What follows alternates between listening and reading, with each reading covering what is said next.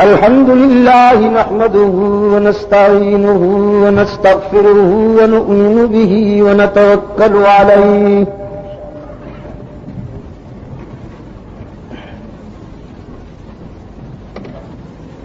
ونعوذ بالله من شرور أنفسنا ومن سيئات أعمالنا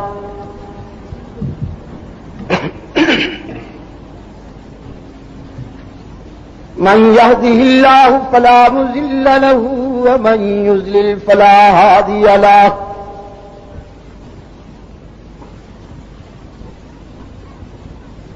ونشهد أن لا إله إلا الله وحده لا شريك له ونشهد أن سيدنا ومولانا محمدا عبده ورسوله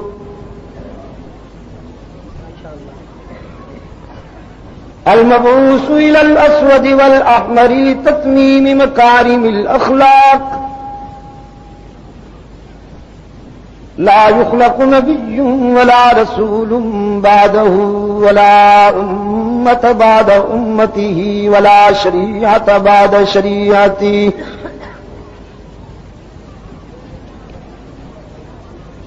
ولا كتاب بعد كتابه صلى الله تعالى عليه وعلى آله وأصحابه الذين هم خلاصة العرب الأرباء وخير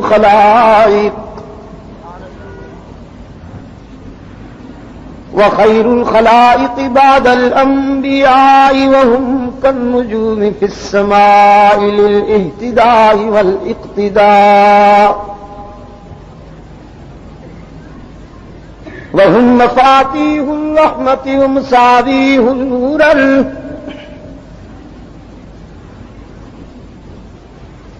ونشهد أن أمير المؤمنين وإمام المتقين وقاتل المشركين والمرتدين أبا بكر الصديق ولي الله ووصي رسول الله وخليفته بلا فصل أعوذ بالله من الشيطان الرجيم بسم الله الرحمن الرحيم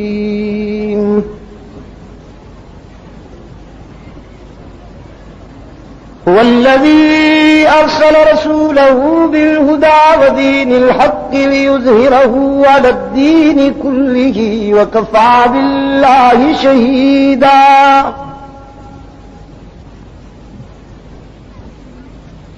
محمد رسول الله والذين معه أشداء على الكفار رحماء بينهم تراهم ركعا سجدا يبتغون فضلا من الله ورضوانا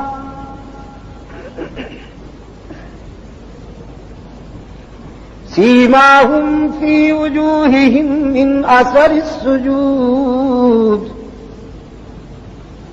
ذلك مثلهم في التوراة ومثلهم في الإنجيل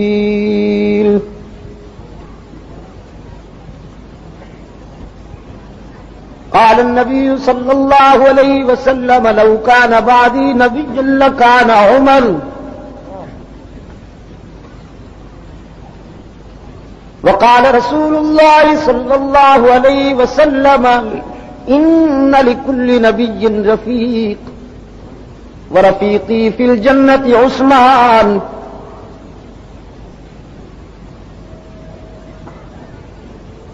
صدق الله وصدق رسوله النبي الأمي الكريم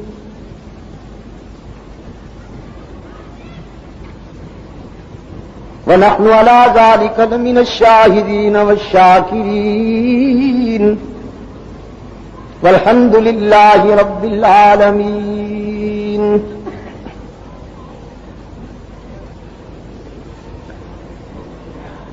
صدر جماعت و صدر جلسہ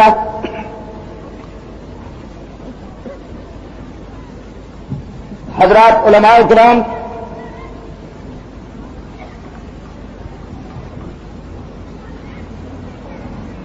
گرامی قدر بزرگوں اور عزیز دوستوں،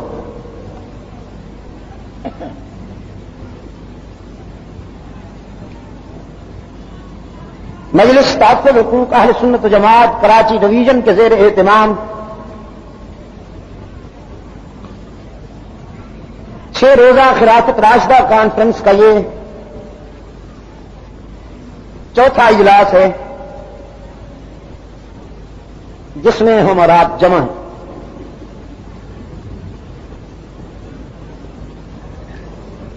آج کے اس اجلاس کا موضوع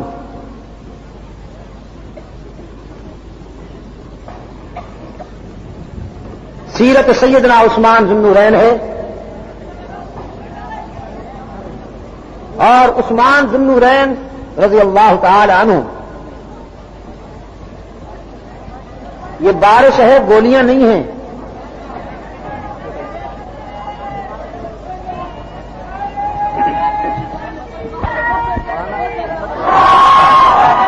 جو میرے مکتب فکر سے تعلق رکھنے والے دوست ہیں وہ ٹک کے بیٹھے رہیں،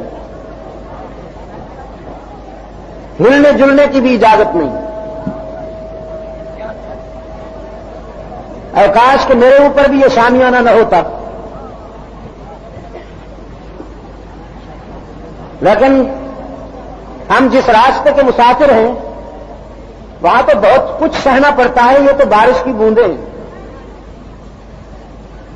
اصل میں ذرا بادل کو بھی یہ منظر دیکھ کر تھوڑی سی مستی آ گئی، وہ چھڑکاؤ کر رہا ہے، برسنے کے موڈ میں نہیں ہے، میں آپ کو یقین دلاتا ہوں۔ یہ ذرا سا چھڑکاؤ ہو جائے گا اور چلا جائے گا۔ میرے عزیز دوستو،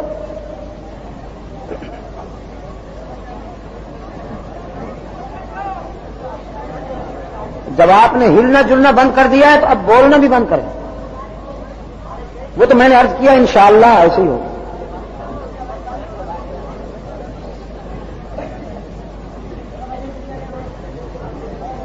اب جو میرے دوست ہیں وہ یہ نہ سمجھیں کہ میں بڑا ولی اللہ ہوں،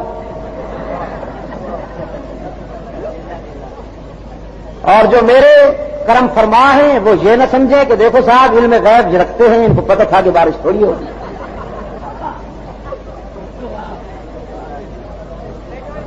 نہ یہ ولایت کی بات ہے نہ علم غیب کی بات ہے، ایک شعبہ ہے فراست ایمانی کا، فراست ایمانی، بس یہ اس کی بات سمجھ لیجیے۔ عزیز دوستو، مجھے اس بات کا شدت کے ساتھ احساس ہے کہ اس عظیم حاضری کے سامنے جگہ بہت محدود ہے، جگہ بہت تنگ ہے۔ اللہ آپ کی حاضری کو بڑھاتا ہی جائے۔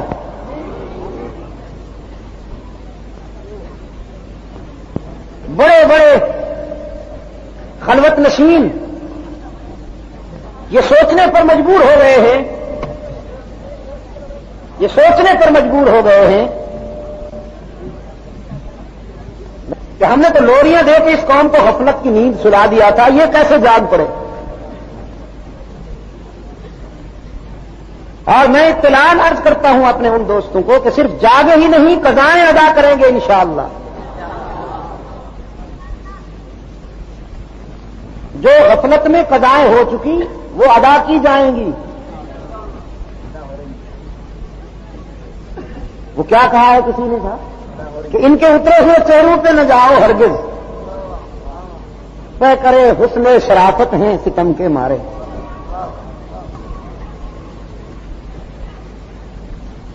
رات کی ملاقات میں جو ساحل سمندر کے قریب ہوئی تھی کماری میں، اصل میں کچھ صورتحال اس طرح ہے کہ ایک تو بات بہت دیر سے شروع ہوتی ہے اور پھر میرے بعد میری جماعت کے صدر مرکزیہ میرے برادر محترم امام اہل سنت میں بھی بیان کرنا ہوتا ہے. مجھے اپنے معافی ضمیر کو اس قدر محدود کرنا ہوتا ہے کہ آپ یقین کیجئے میرے لیے یہ فیصلہ کرنا بہت مشکل ہو جاتا ہے کہ میں کس پہلو کو نظر انداز کروں اور کس پہلو کا حق ادا کروں. چنانچہ رات بھی یہی ہوا. دیکھیے نا، بارش ہونے سے ایک فائدہ تو ہو گیا. جیسے بارش ہوتی ہے اور پتے دھل کر نکھر آتے ہیں، بارش ہوئی تو چہرے دھل کر نکھر آئے. آپ یقین کیجیے، آپ کو دیکھ کر میری تھکان اتر گئی. رات کا موضوع حضرت فاروق اعظم رضی اللہ تعالی عنہ کی شخصیت اور سیرت سے متعلق، اور مجھے وہ نامکمل چھوڑنا پڑا. اب میں اس کو پورا کرنے کے بعد حضرت عثمان ذو النورین کی سیرت کا کچھ حصہ شروع کر دوں گا اور اس کی تکمیل حضرت کریں گے. اگر آپ کا حافظہ ساتھ دیتا ہے تو آپ کو یاد ہوگا غالباً بات یہاں رہ گئی تھی کہ رحمت عالم صلی اللہ علیہ وسلم کے حلقہ میں آنے کے بعد ابن خطاب کے فکر کو یہ رفعتیں نصیب ہوئیں، یہ بلندیاں نصیب ہوئیں کہ پھر فاروق اعظم کے دل کی دھڑکنیں عرش بری تک پہنچی اور قرآن کریم کی متعدد آیات حضرت فاروق اعظم کے فکر کی تائید میں اتری.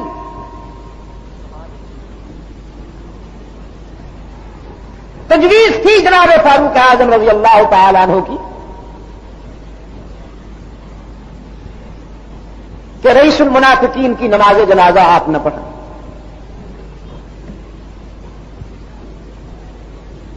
یہ رئیس المنافقین کعب بن اشرف کا جانشین، جس نے اپنی بدباطنی کی انتہا کرتے ہوئے تاریخ میں سب سے پہلے یہ گھنونی جسارت کی کہ رسول اکرم صلی اللہ علیہ وسلم جیسی بیدار شخصیت پر اس نے سنگباری کی اور رحمت عالم صلی اللہ علیہ وسلم کی نجی زندگی کو ہدف بنایا.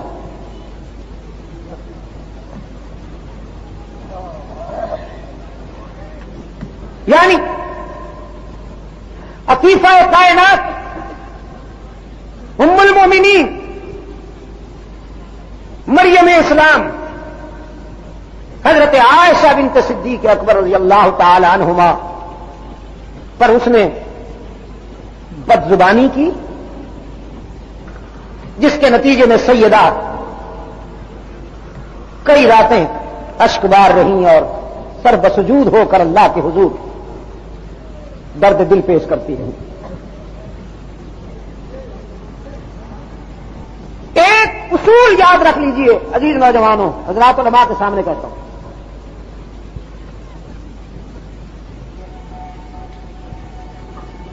منافق خدا کے نزدیک کس لیے زیادہ قابل مذمت ہے کہ وہ بزدل ہوتا ہے، بہادر نہیں ہوتا.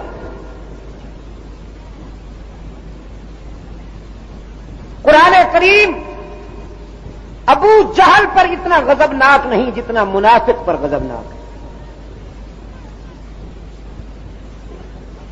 اس لیے کہ کافر کی عداوت کھلی ہوئی ہوتی ہے اور منافق کی عداوت دوستی کے لبادے میں ہوتی ہے.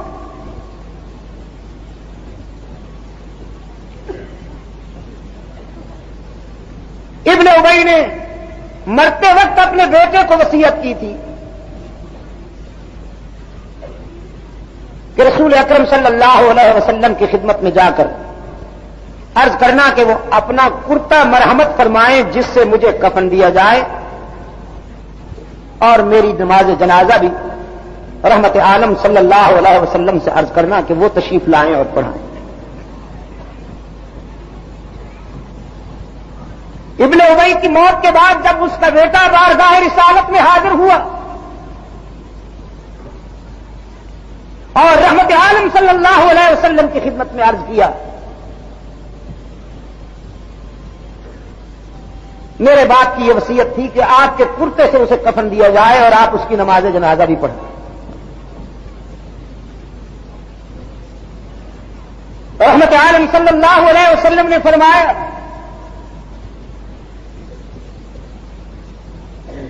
تیرے باپ کے خیال کے مطابق میرے کرتے کی وجہ سے اور میری نماز جنازہ پڑھانے سے اگر اس کی اخروی بربادی آبادی میں بدل سکتی ہے تو میری قمیص بھی لے جاؤ، اس کا کفن تیار کرو اور تم تیاری کرو، میں نماز جنازہ پڑھانے کے لیے بھی آ رہا ہوں۔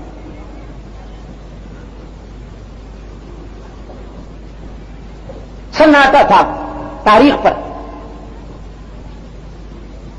کہ ایک ایسا شخص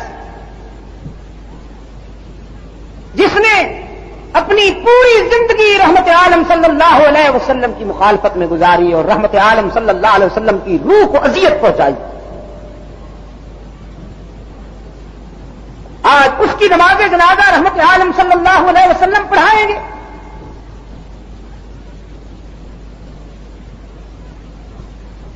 رسول اکرم صلی اللہ علیہ وسلم نے اپنا کرتا بھی دیا،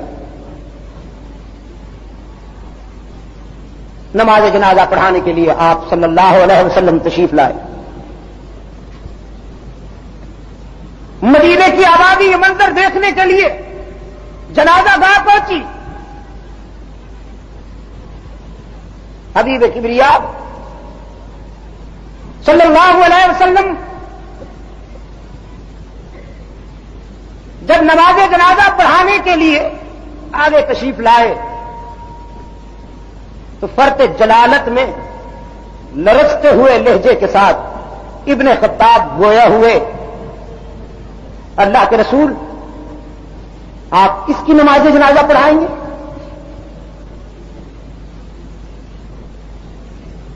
آپ تو اچھی طرح جانتے ہیں یہ کون ہے۔ رحمت عالم صلی اللہ علیہ وسلم نے فرمایا ابن خطاب بہت اچھی طرح جانتا ہوں اسے، میں اس کی شقاوت اور منافقت کی ساری تاریخ جانتا ہوں، مگر میری رحمت کا تقاضا ہے میں نماز جنازہ پڑھاؤں۔ فاروق اعظم رضی اللہ تعالی عنہ رحمت عالم صلی اللہ علیہ وسلم سے یہ فیصلہ کن جواب سن کر ہٹ جاتے ہیں، نماز جنازہ ہو جاتی ہے اور عرش بری کا نمائندہ فاروق اعظم کی غیرت کو قرآن کی شکل میں لے آتا ہے۔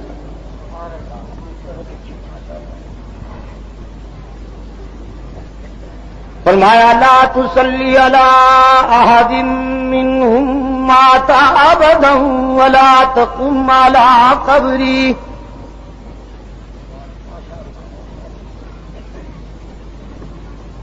لا تصلی علی احد منهم مات ابدا،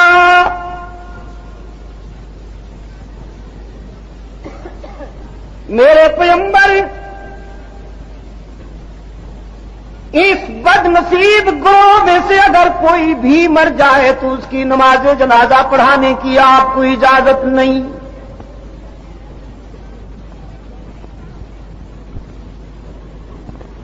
فاروق اعظم رضی اللہ تعالیٰ عنہ نے تو تنہا ابن ابی کی بات کی تھی، حق تعالیٰ نے فرمایا اس پورے گروہ میں سے اگر کوئی بھی مر جائے تو اس کی نماز جنازہ پڑھانے کی آپ کو اجازت نہیں۔ جن کے سینوں میں تیری آبرو کا بغض ہے، جنہوں نے تیری ناموس پر سنگباری کی ہے،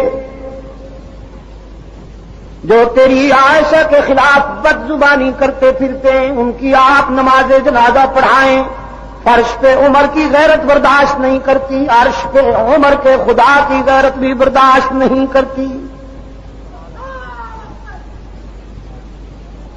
الہ العالمین اگر منافقین کی قبر سے میرا گزر ہو جائے تو پھر بتقاضائے رحمت ان کی مغفرت کے لیے دعا مانگ لوں؟ دلوں کے بھید جاننے والا معبود یہ جانتا تھا نا کہ عمر کی غیرت یہ بھی برداشت نہیں کرے گی کہ پیغمبر کسی منافق کی قبر پہ رکے۔ رب العالمین نے فرمایا وَلَا تَقُمْ عَلَىٰ قَبْرِي لَا تُصَلِّ عَلَىٰ أَحَدٍ مِّنْهُم مَّاتَ أَبَدًا وَلَا تَقُمْ عَلَىٰ قَبْرِي۔ ان کی نماز جنازہ پڑھانے کی بھی اجازت نہیں اور ان کی قبر پہ دعائے مغفرت کی بھی اجازت نہیں، ٹھہرنے کی بھی اجازت نہیں۔ یہ لا علاج بیمار ہیں، انہیں بس میرے حوالے کر دیجئے، ان سے میں نمٹوں گا۔ فاروق اعظم رضی اللہ تعالیٰ عنہ کی غیرت، فاروق اعظم رضی اللہ تعالیٰ عنہ کی تجویز قرآن بن کے آئی، اور اب کراچی کے روشن ضمیروں متعصبانہ تنگ نظری سے ہٹ کر اپنے ضمیر سے پوچھ کے جواب دو کہ ابن ابی کی بخشش ہو گئی؟ کفن بنا رسول اللہ کے کرتے سے صلی اللہ علیہ وسلم، نماز جنازہ پڑھائی امام الانبیاء والمرسلین نے صلی اللہ علیہ وسلم۔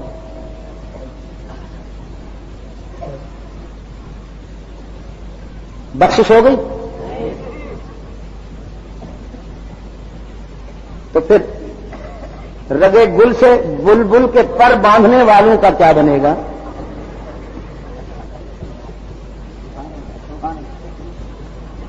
یہ جو بزرگوں کی قبروں پر لہرانے والی جھنڈیوں کو مدار نجات سمجھ بیٹھے ہیں، ان فریب خردگان رنگ و بو کا کیا بنے گا؟ کنا بابے کی قبر پہ چادر چڑھا دو یا جھنڈی لہرا دو، جنت تمہاری۔ قرآن کریم نے یہ حقیقت واضح کر دی ہے دنیا کے سامنے کہ اگر نامہ اعمال میں کچھ نہیں تو پیغمبر کا کرتا بھی نہیں بخشوا سکتا۔ رسول اکرم صلی اللہ علیہ وسلم نماز جنازہ پڑھا رہے ہیں، لیکن حق تعالیٰ نے وضاحت کر دی کہ اس کی نجات نہیں ہوگی۔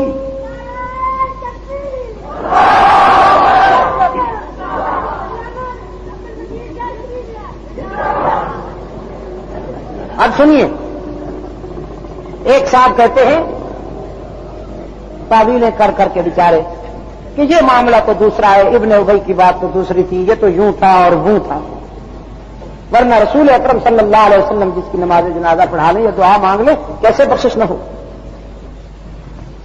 ایک اور مقام پہ قرآن پاک میں حق تعالیٰ نے وضاحت کر دی، فرمایا استغفر لهم او لا تستغفر لهم ان تستغفر لهم 70 مرة فلن يغفر الله لهم۔ منافقین کے لیے آپ بخشش مانگیں یا نہ مانگیں برابر، آپ ان کے لیے 70 بار بھی مجھ سے بخشش کی سفارش کریں تو خداوند عالم نے کہہ دیا میں انہیں معاف نہیں کروں گا۔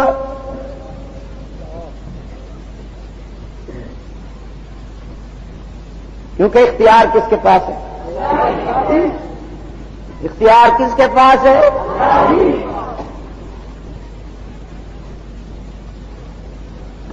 حضرت مولانا کے فکر کی کیا بات ہے، کیا بات ہے حضرت مولانا کے فکر کی۔ عجم کے جاہلوں کو اس بیچارے نے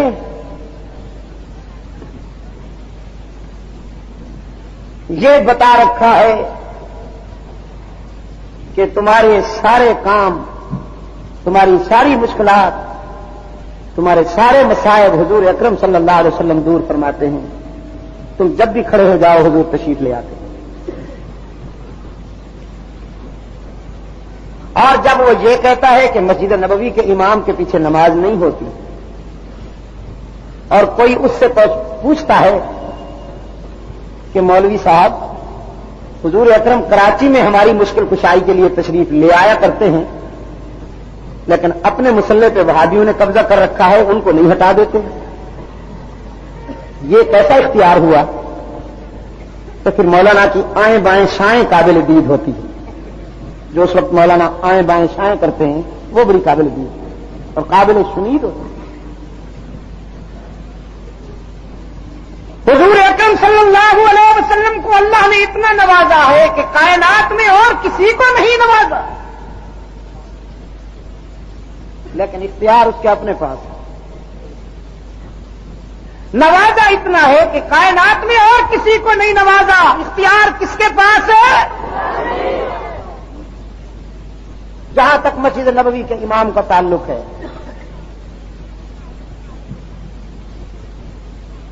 تو وہ جملہ دوہرا دیتا ہوں، کائنات ساری میں گمراہی آ سکے گی لیکن مسجد نبوی کے مصلی پر قیامت تک کوئی گمراہ نہیں جا سکے.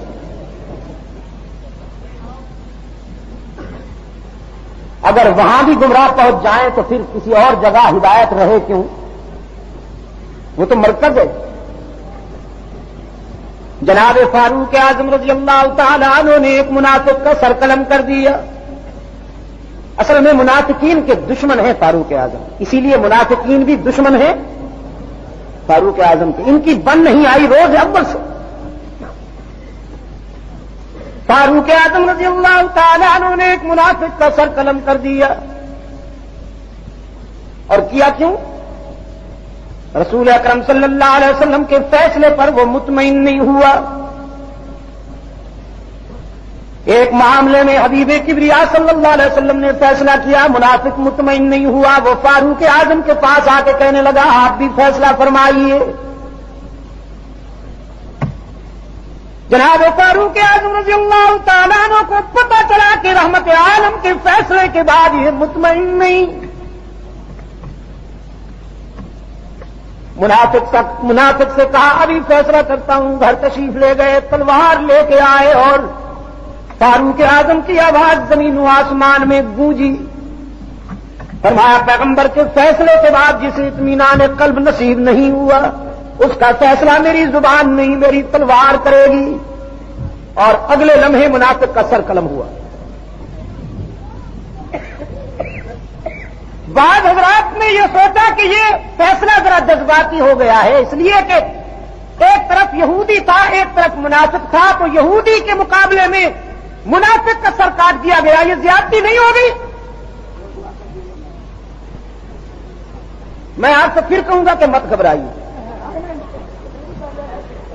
اور ادھر ادھر بھی دیکھیے کہ کچے پکے کون ہیں، ذرا کچے کچے کون ہیں. آج پتہ چلے گا. یہی صحیح.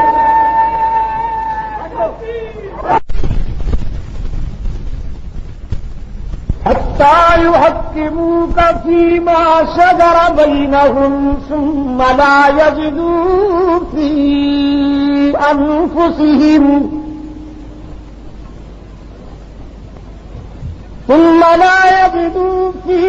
أنفسهم حرجا مما قضيت ويسلموا تسليما.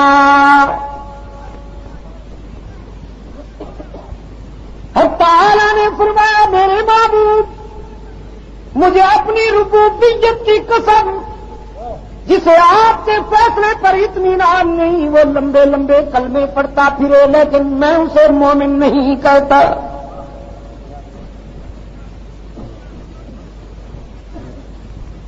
ایک تو کلمہ ہے، ایک لمبا کلمہ ہے، ایک اذان ہے، ایک لمبی اذان ہے. یہ حضور اکرم صلی اللہ علیہ وسلم کے زمانے میں اذان تھی یا لمبی اذان تھی؟ اب چونکہ یہ ملک ہی ایسا ہے، اس کی خصوصیات ہیں، جہاں اور بہت سی چیزوں میں ملاوٹ ہوئی وہاں اذان میں بھی یار لوگوں نے ملاوٹ کر دی. اور طریقہ واردات کے صدقے جاؤں ملاوٹ بھی کیے پھرتے ہیں اور عاشق بھی بنے پھرتے ہیں کہ بلاورس دزدے کے بکف چراغ دارد. ایک نے ملاوٹ کی علی کے عشق کے عنوان سے، دوسرے اس کے بھائی نے ملاوٹ کی نبی کے عشق کے عنوان سے. اور جب سے اذانوں میں ملاوٹ ہوئی انقلابیت جاتی رہی. مجھ سے لوگ کہتے ہیں اس دور کا نوجوان نماز نہیں پڑھتا، ان کے لیے دعا کیجیے. میں نے کہا پہلے اذان سے ملاوٹ تو ختم کیجیے. مولوی صاحب کی اذان اتنی پرسرور ہوتی ہے ملاوٹ والی. ہاں، مسجد نبوی کے میناروں سے بلند ہوتی ہے ایک اذان، سونے والوں کو جھنجھوڑ کے اٹھا دیتی ہے. اور یہاں مولوی صاحب جب 7 شروع میں سویرے ملاوٹ والی اذان چھیڑتے ہیں، جس بے قرار کو رات بھر نیند نہ آئی ہو وہ ملا کی اذان سن کے گہری نیند سو جاتا ہے.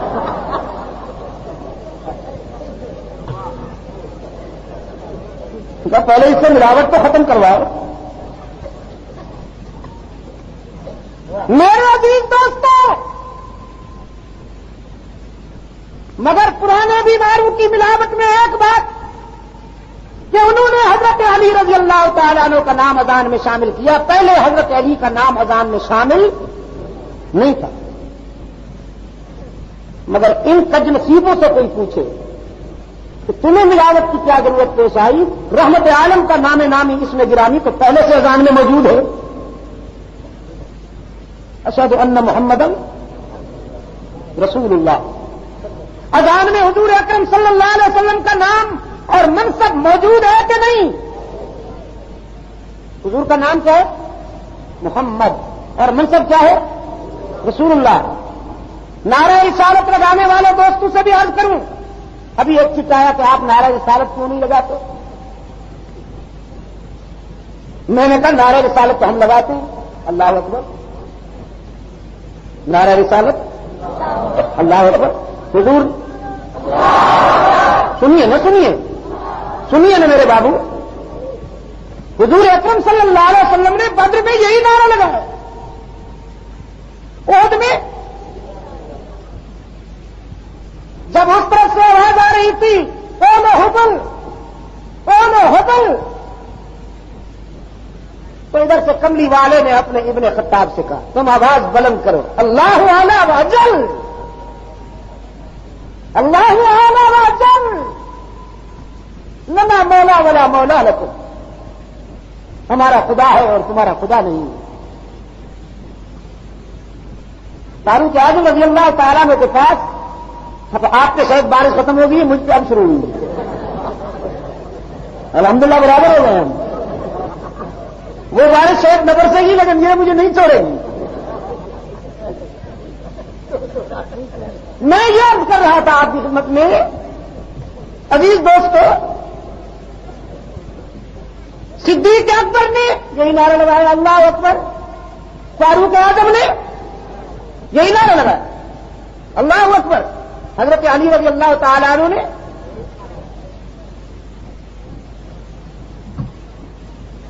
خیبر کے بھاگ پر کیا نعرہ لگایا؟ حضرت علی نے کون سا نعرہ لگایا؟ اللہ اکبر نا. تو ہم نعرہ حیدری بھی لگاتے ہیں، نعرہ صدیقی بھی لگاتے ہیں، نعرہ فاروقی بھی لگاتے ہیں، نعرہ عثمانی بھی لگاتے ہیں، نعرہ رسالت بھی لگاتے ہیں. نعرہ تکبیر، نعرہ رسالت، نعرہ صدیقی، نعرہ فاروقی، نعرہ عثمانی، نعرہ حیدری.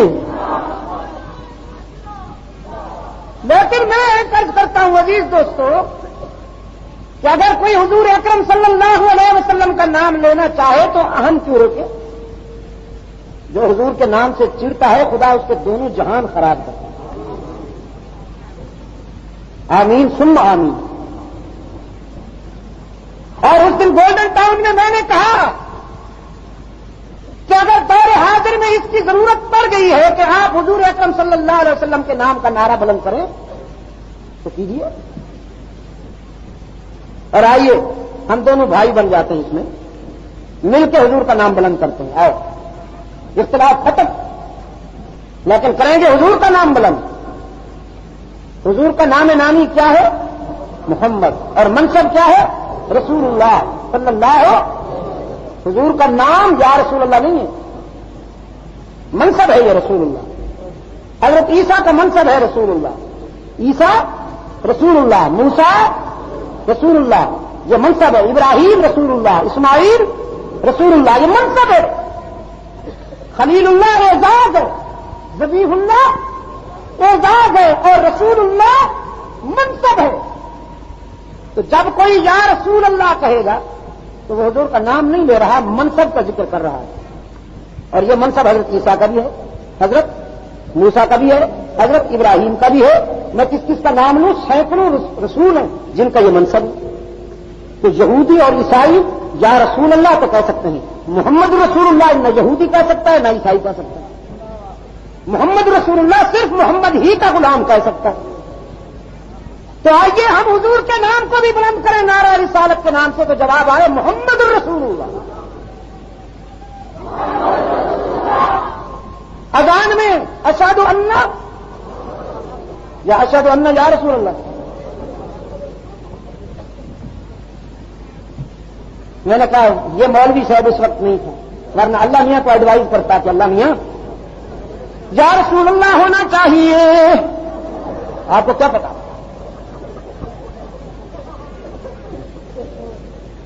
لا الہ الا اللہ ہو یا رسول اللہ۔ تو آپ آئندہ جب یہ نعرہ بلند ہو تو ادھر ادھر دیکھا کیجیے کہ محمدی کون ہے۔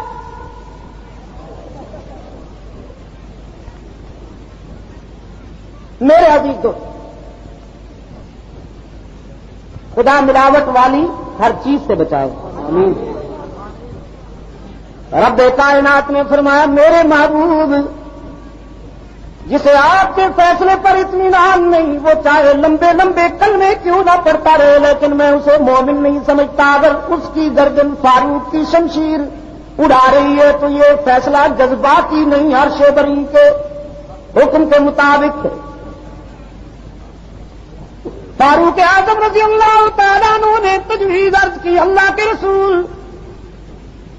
غزوہ بدر کے نتیجہ میں جنگی قیدی بن کے آنے والے مشرکین کا سر اڑا دینا چاہیے۔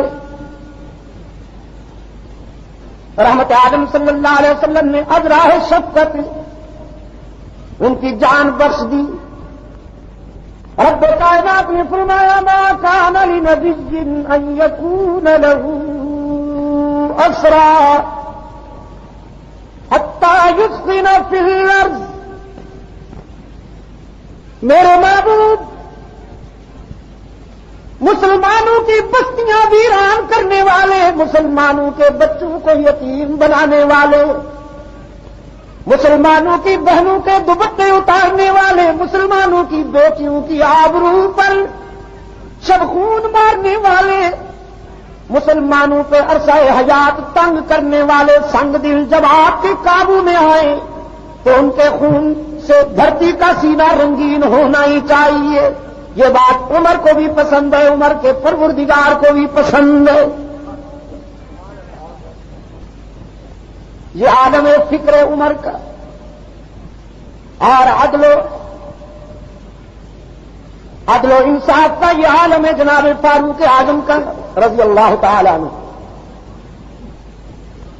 کہ جس قانون پر عمل پیرا ہونے کی دعوت دے رہے ہیں فاروق اعظم، پہلے اس قانون پر خود عمل کر رہے ہیں۔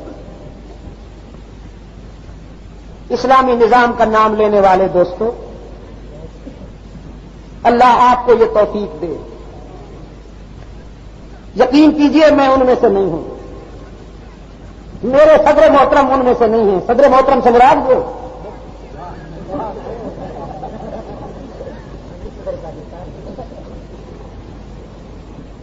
آپ یقین کیجئے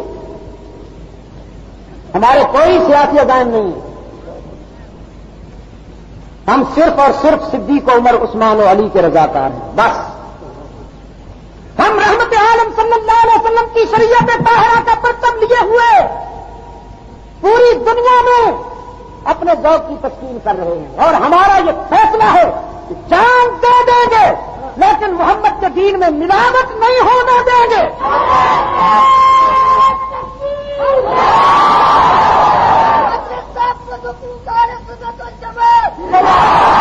حکیم بنا کر اللہ سید عبد الولی ہم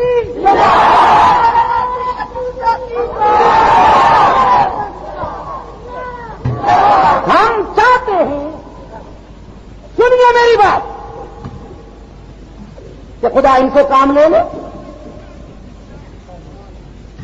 خدا ان سے کام لے لے، ہمیں خوشی ہوگی۔ ہم چاہتے ہی نہیں، دعا مانگتے ہیں کہ خدا ان سے کام لے لے، لیکن اسلام کی تعبیر یہی ہے کہ آپ جس قانون پر قوم کو لانا چاہتے ہیں پہلے اس پر خود عمل کر کے دکھائیں۔ فاروق اعظم صدیق اکبر کا جانشین ہے اور صدیق اکبر رحمت اللہ عالمین کا جانشین ہے۔ صدیق نے وہی کیا جو اپنے آقا کا حکم سنا اور کرتے دیکھا، فاروق نے وہی کیا جو صدیق اکبر کو کرتے دیکھا۔ رات میرا بھائی جب یہ بیان کر رہے تھے کہ رات کے سناٹے میں جب قوم سوتی تھی تو فاروق اعظم جاگتا۔ عزیز نوجوانوں کے لیے ایک بات کہتا ہوں، جس قوم کے حاکم جاگ رہے ہیں وہ قوم آرام سے سوتی ہے، اور جس قوم کے حاکم سو رہے ہیں اس قوم کے گلی کوچوں میں چور جاگ رہے ہوتے ہیں۔ فاروق اعظم نے یہ راتوں کی گشت اور راتوں کا جاگنا کس سے سیکھا؟ خود فرماتے ہیں، ایک رات میں نے ایک اجنبی کو دیکھا، رات کے اندھیرے کی وجہ سے وہ ایک بھاری پانی کی مشق اٹھائے ہوئے مشق کے وزن میں جھکا ہوا کمان کی طرح چلا جا رہا ہے۔ فاروق اعظم فرماتے ہیں، میں نے رات کے اس مسافر کو فالو کیا تو میں نے دیکھا وہ ایک ایسی خاتون کے گھر پہنچا جس کا خاوند میدان جہاد میں شہید ہو گیا تھا، جا کے اس بیوہ کے مٹکوں میں پانی ڈالا اور خالی مشق کندھے پہ رکھ کے رات کے اندھیرے میں گم ہو گئے۔ فرماتے ہیں سسپنس پیدا ہوا، تجسس پیدا ہوا کہ یہ کون ہوگا، لیکن میں جان نہ سکا۔ ایک رات پھر دیکھا، ایک رات پھر اتفاق ہوا تیسری مرتبہ کہ وہی رات کا مسافر پانی کی مشق اٹھائے ہوئے جا رہا ہے۔ فاروق اعظم فرماتے ہیں، اب میں نے فیصلہ کر لیا تھا کہ آج اسے بے نقاب کر کے رہوں گا، معلوم کر کے رہوں گا کہ یہ کون ہے۔ جب وہ پانی کی مشق اس بیوہ خاتون کے مٹکوں میں الٹ چکا اور واپس جانے لگا تو ابن خطاب فرماتے ہیں، آگے بڑھ کے میں نے اس کے چہرے سے نقاب ہٹایا اور پوچھا کون ہے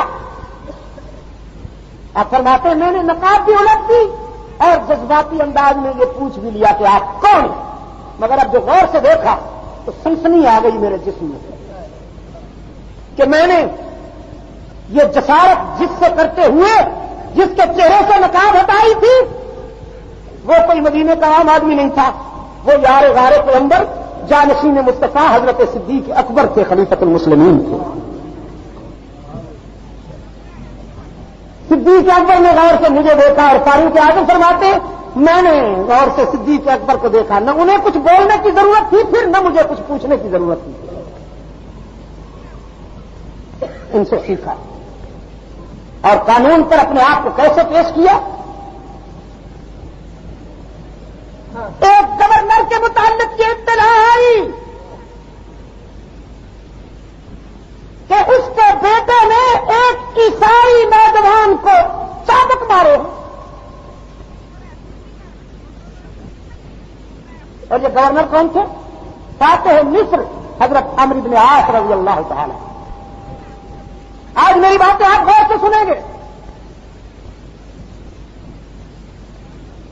خدا سے التجا ہے کہ وہ بارش کو کچھ دیر کے لیے ادھر ادھر کر دے، الہ العالمین اپنے فضل و کرم کے ساتھ مجھے برسنے دے گا۔ باتیں آج تفصیلی ہوں گی۔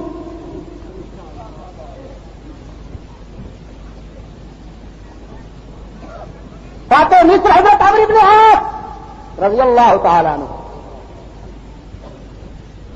ایک کتی عیسائی آیا مدینہ طیبہ میں اور امیر المومنین کی خدمت میں آ کے عرض کیا، ایھا الامیر قد ظلم علی ابن الامیر، آپ کے گورنر کے بیٹے نے مجھے چابک مارے ہیں. میں نے سنا ہے کہ محمد کے غلام انصاف پرور ہوتے ہیں صلی اللہ علیہ وسلم. میں انصاف کی امید لے کے مدینے آیا ہوں.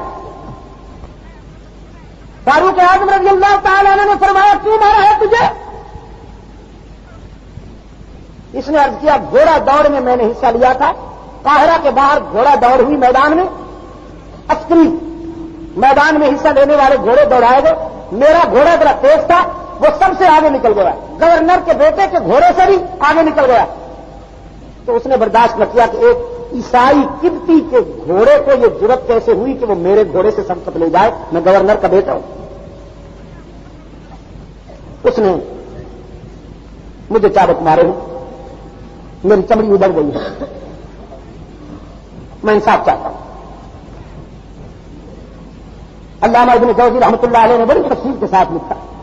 فرماتے امیر المومنین فاروق اعظم کھڑے ہو گئے اور فرمایا مکہ تم یہیں ٹھہرو، جب تک تجھے انصاف نہیں ملے گا کوئی اور کام نہیں کروں. اپنے آئی جی پی کو بلایا، انسپکٹر جنرل پولیس حضرت محمد بن مسلمہ رضی اللہ تعالیٰ عنہ، اور حکم دیا ابھی اور اسی وقت جاؤ فاتح مصر عمرو بن عاص کو جا کے میرا یہ خط پہنچاؤ. اور اس خط میں کیا لکھا تھا؟ بسم اللہ الرحمن الرحیم. اوپر یہ نہیں لکھا تھا یا رسول اللہ یا محمد. بسم اللہ الرحمن الرحیم من امیر المؤمنین عمر بن الخطاب.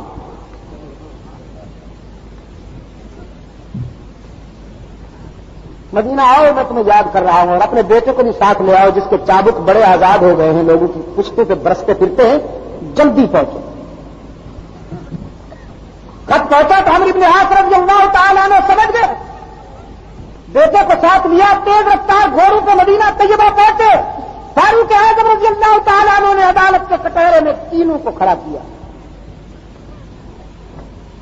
اس مستغیث قبطی عیسائی کو، حضرت عمرو بن عاص کو اور ان کے بیٹے کو. اس قبطی عیسائی سے کہا اپنا استغاثہ بیان کرو. اس نے رودات بیان کی. جب وہ اپنی بات پوری کر چکا تو فاروق اعظم رضی اللہ تعالی عنہ نے سوالیہ نظروں سے عمرو بن عاص کی طرف دیکھا کہ جو کچھ میں سن رہا ہوں یہ سچ ہے. فاروق اعظم نے عمرو بن عاص کی طرف دیکھا اور حضرت عمرو بن عاص رضی اللہ تعالی عنہم انہوں نے اپنے بیٹے کی طرف دیکھا چونکہ معاملہ بیٹے کا تھا. اور حضرت عمرو بن عاص کے بیٹے نے اعتراف میں سر جھکا لیا کہ ہاں مجھ سے یہ غلطی ہو گئی. آئے اس دور کے بیٹے جان چلی جائے مگر جھوٹ نہیں بولتے تھے.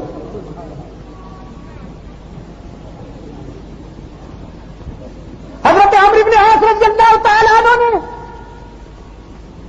جب اپنے بیٹے کو سر جھکائے دیکھا، فاروق اعظم کی آنکھوں میں جلالت کی سرخی ملا.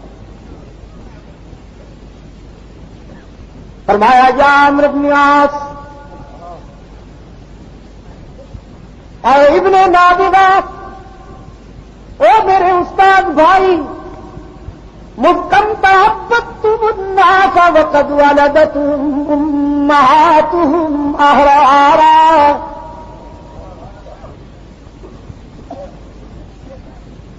مُحْكَمْ تَعَبَّدْتُمُ النَّاسَ،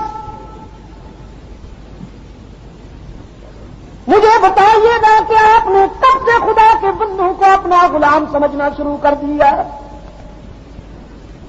حالانکہ رحمت عالم کی انقلاب نے تو ہمیں یہ سبق دیا کہ ہر انسان فطرتاً آزاد پیدا ہوتا ہے.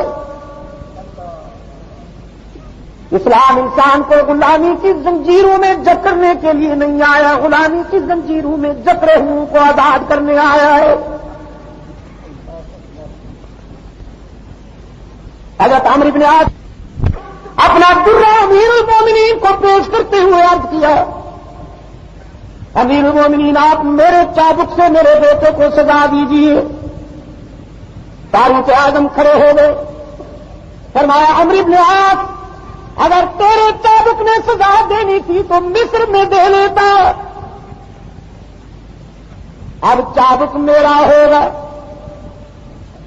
ہاتھ اس قبطی عیسائی کے ہوں گے اور پشت تیرے لاڈلے کی ہوگی۔ اپنا چابک فاروق اعظم نے اس قبطی عیسائی کو دیتے ہوئے فرمایا، صدقے جاؤں کملی والے تمہیں کیسے شاگرد تیار۔ اس عیسائی سے فرماتے اضربوا کما ضربوا واخذلوا کما خذلوا، اسے مارو جیسے اس نے تجھے مارا، اسے ذلیل کرو جیسے اس نے تجھے ذلیل کیا۔ اس نے تجھے قاہرہ کے میدان میں مارا تھا، تو اسے باپ اور میرے سامنے مار۔ وہ عیسائی امیر المومنین کے ہاتھوں سے چابک لے لیتا ہے اور کہتا امیر المومنین جب اس نے مجھے چابک مارے تھے تو میری پشت سے کرتا ہٹا لیا تھا۔ تاریخ سلام کرتی ہے اس بات کو کہ عمرو بن عاص نے اپنے ہاتھوں سے اپنے بیٹے کی پشت سے کرتا ہٹایا، اور اس عیسائی قبطی نے جتنے چابک مارے تھے، جتنے چابک کھائے تھے وہ مارے، پورے زناٹے کے ساتھ باپ کے سامنے، امیر المومنین کے سامنے، ایک غیر مسلم، ایک اسلام کے دشمن عیسائی مگر انسان چابک مارتا ہے۔ فاروق اعظم ہر چابک پہ الحمدللہ کہتے ہیں، عمرو بن عاص بھی ہر چابک پہ الحمدللہ کہتے ہیں۔ جب وہ چابک مار چکا تو چابک رکھ کے چلایا کہ جس نے بھی کہا تھا سچ کہا تھا، محمد کے غلام انصاف پرور ہوتے ہیں۔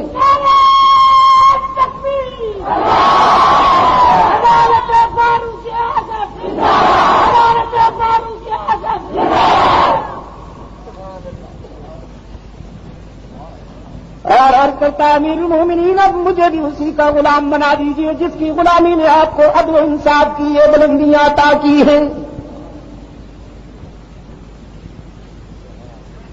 رحمت عالم صلی اللہ علیہ وسلم کے غلاموں کے حلقے میں آ گیا۔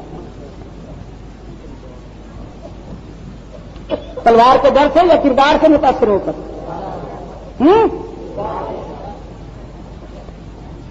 کردار بڑی بات ہوتی ہے بابو، اور کردار تو کیا اب تو گفتار بھی ٹھیک نہیں رہی، کردار کے غازی تو وہ بڑی بات ہوتی ہے، گفتار بھی ٹھیک نہیں رہی۔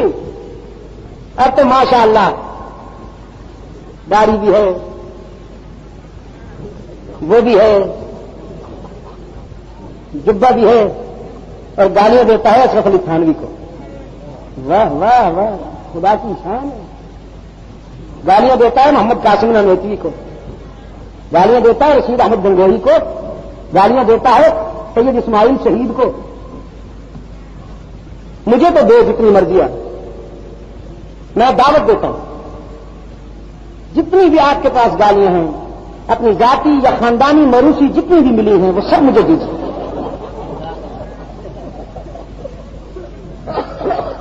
میں کوئی جواب نہیں دوں گا، آپ یقین کیجیے۔ میرے خلاف رسالے لکھیے، میرے خلاف پمفلٹ شائع کیجیے، میرے خلاف کتابیں لکھیے، اللہ مجھے ظرف عطا کرے تو میں سب کچھ سہتا جاؤں گا۔ لیکن تم سید عطا اللہ شاہ بخاری کو گالیاں دیتے ہو، بد نصیبو، وہ مرد حر، وہ فلاح رسول درویش جس نے زندگی کے 40 سال قادیانیوں کا تعاقب کیا، رسول اکرم صلی اللہ علیہ وسلم کی نبوت پر داغ لگانے والوں کا تعاقب کیا۔ بالکل صحیح ہے کہ اس کا قصور یہی۔ اصل میں آپ جو یہ کہتے ہیں، ابھی مجھ سے پہلے میرا عزیز کہہ رہا تھا کہ حضرت نانوتوی رحمۃ اللہ علیہ کے بارے میں انہوں نے یہ کہا ہے کہ سب سے پہلے حضور کی ختم نبوت کے خلاف اس نے کہا تھا۔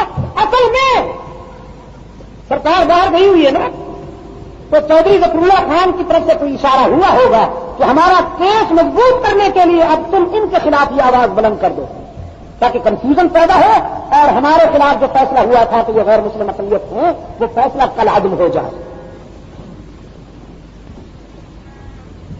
قادیانیوں کے خلاف مؤثر تاریخ کس نے چلائی؟ اب یہ بات کس کی سمجھ میں نہیں آتی؟ ماضی میں یہ تاریخ چل رہی تھی تو قیادت کر رہے تھے سید رفاع اللہ شاہ بخاری، اور ابھی جب چند دن ہوئے یہ تاریخ چل رہی تھی تو قیادت کر رہے تھے حضرت بخاری کے روحانی فرزند سید محمد یوسف بنوری اور مولانا مفتی محمود۔ یہ حضرات کیا کر رہے تھے؟ یہ اقتدا کر نہیں، میں یہ الفاظ نہیں کہوں گا، یہ اقتدا فرما رہے تھے، یہ اقتدا فرما رہے تھے۔ پڑھیے، جو کچھ بھی ہے ہم یہی کہیں گے کہ یہ اقتدا کر رہے تھے۔ میرے عزیز دوستوں، جزائر انڈمان میں انگریز کے خلاف تاریخ چلانے کے جرم میں 16 سال چکی پیسنے والے یہی درویش یہود و نصارا کے تبلیغی جلغار کے مقابلے میں اسلامی تبلیغ کا فریضہ ادا کرنے والے، لا الہ الا اللہ محمد رسول اللہ کے ترانے بلند کرنے والے محمد الیاس کہوی جیسے یہی درویش، تاریخ تحفظ ختم نبوت چلانے والے یہی درویش، تاریخ تحفظ ناموس صحابہ چلانے والے۔ مجھے آپ سچ بتائیے، کراچی کے روشن ضمیروں، صدیق عمر عثمان کی محبت جن کے دلوں میں ہے، میں آپ سے پوچھتا ہوں کہ صحابہ کے دشمنوں کا ساتھ دینے والے کون؟ آج اکٹھے بیانات نہیں ہو رہے۔ پہلی 5ویں مجلس، 6ویں مجلس، 7ویں مجلس، 8ویں مجلس، 9ویں مجلس، 10ویں مجلس، یہ کس کی ہوتی ہے؟ اور آج کل اس کے ساتھ ایک اسٹیج پہ بیانات ہو رہے ہیں جس کا سینہ بغض صحابہ سے بھرا ہوا۔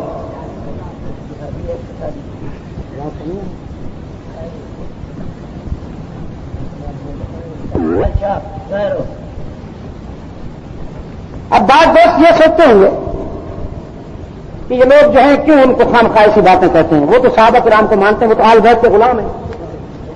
کتاب دیجیے، میرے سیادی کے دوست ہیں وہ ہوشیار ہو جائیں گے، ہوشیار تو پہلے بھی وہ ہوں گے مگر اب ذرا ہوشیار ہو جائیں، لکھے وہی جو میں کہوں،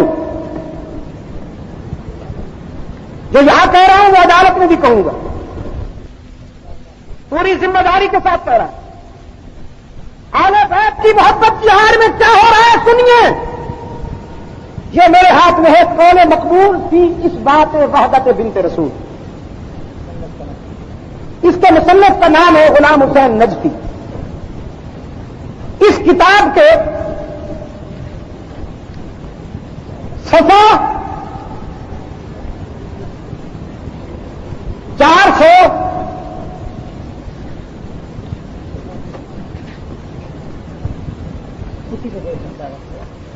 430 پر،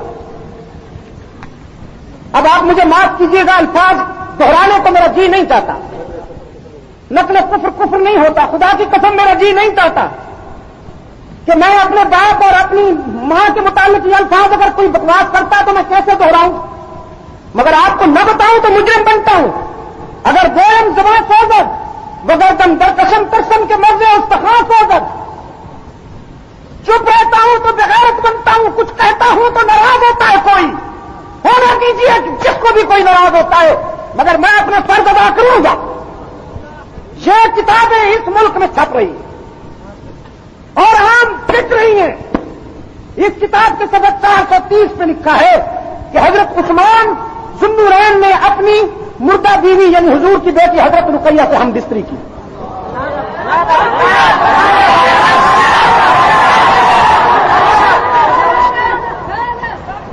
عثمان کے دشمنوں پر لعنت بے شمار کہیے، عثمان کے دشمنوں پر لعنت،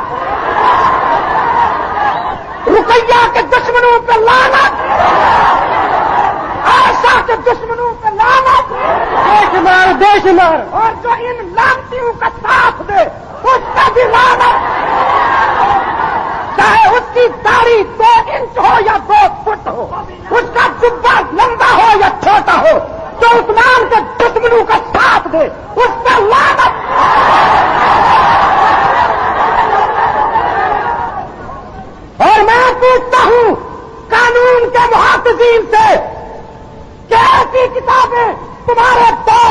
جا رہی ہے.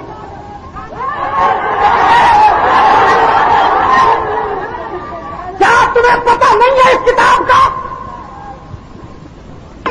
عظیم اور نمائندہ اجتماع کے ذریعے میں مطالبہ کرتا ہوں کہ اس ملعون، یہ پوری کتاب اس طرح کی گالیوں سے بھری ہوئی ہے، اس ملعون کی کیا سزا ہونی چاہیے؟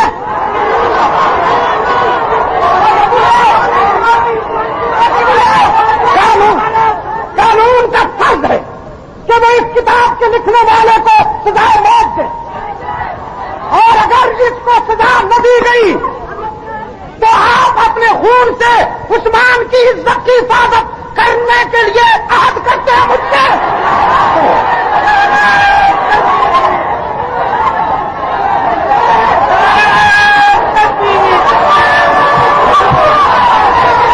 نعرہ تکبیر، اسلام، اکابرین علماء دیوبند، سید عبد المجید ندیم، مجلس تحفظ گزار شریف جماعت، مجلس تحفظ کے اعلی سنت والجماعت، ناموس صحابہ، عصمت صحابہ، عصمت عثمان، علماء دیوبند. آج کا یہ عظیم اجتماع حکومت پاکستان سے مطالبہ کرتا ہے اگر اس ملعون کو، اس مسلح کو 1 مہینے کے اندر پھانسی نہ دی گئی تو ہم اس کا انجام وہی کریں گے جس میں رسول اللہ پر گستاخانہ الفاظ لکھے تھے، جس کا اثر علم دین نے اس بچوں کو کر کے دکھایا، اس کا بھی یہی اثر ہوگا.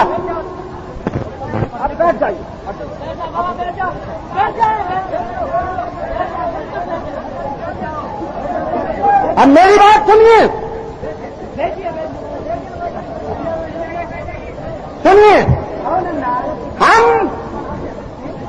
ہم اس ملک کے حالات خراب کرنا نہیں چاہتے.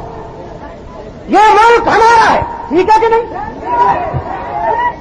ہمارے ملک کی سرحدوں پر ایک طرف روس ہے، ایک طرف تنگ نظر اور مسلمانوں کا قاتل ہندو ہے. ہمیں حالات کی نزاکت کا احساس ہے، مگر اس قسم کی کتابیں لکھنے والے اور برے صغیر کے مجاہدین پر گندی گالیاں استعمال کرنے والے پروفیشنل اسپیکر، پیشہ ور خطیب جو اپنے پیٹ کو میدے کو بھرنے کے لیے کبھی گھاٹی پارے میں بکتے ہیں، کبھی بھیم پورے میں بکتے ہیں، وہ آ کر حکیم الامت حضرت تھانوی، حضرت نانوتوی، حضرت گنگوہی، مفتی محمود، شیخ القرآن غلام اللہ خان اور اسماعیل شہید کے خلاف گندی زبان استعمال کرتے ہیں. یہ ملک کے دشمن ہیں، مسلمانوں کو آپس میں لڑانا